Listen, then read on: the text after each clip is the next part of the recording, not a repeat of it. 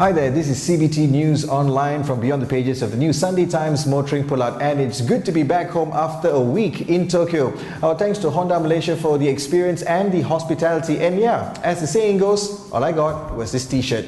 So with so much emphasis on the Koti to You show and the 42nd Tokyo Motor Show over the past few weeks, we will get back to some mainstream auto news, and as the week goes along, we will also look back at our Japan trip and address some issues such as what's the future, hybrid or zero emission vehicles, metal hydride or lithium-ion batteries, and even the one burning question among Malaysian motor enthusiasts: when are some of the cars we've seen at the motor show will reach our shores? We have an opinion on that one today, and that's at the end. But we start off with some quick auto news. With all the hype and the red carpet treatment, reality continues to bite Honda. One that has returned to hit them hard, and both in reliability and image, are the recalls.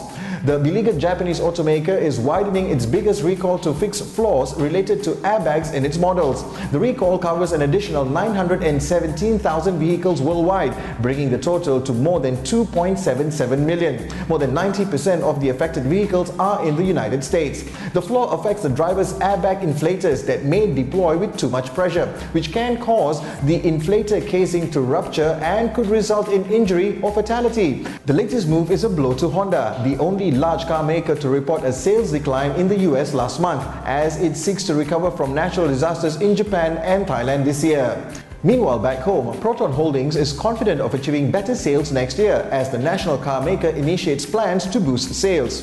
Proton's MD says domestically the sales volume is growing year on year, but for next year it would be dependent upon prevailing market conditions. And it seems these plans include two model launches: the Saga FLX SE, which is now in showrooms. Starting at 49,449 ringgit, the car comes with a 1.6-litre Campro engine mated to a CBT gearbox. Priced 2,900 ringgit above the current selling 1.6-litre automatic Saga FL, the FLX SE comes with 15-inch alloy wheels, a complete factory-fitted body kit in contrasting grey, fog lamps and smoke finish combination rear lamps. The interior also gets leather for a touch of class, if you can associate that with the Saga. The company is hoping to shift around 500 units of the FLX SE per month.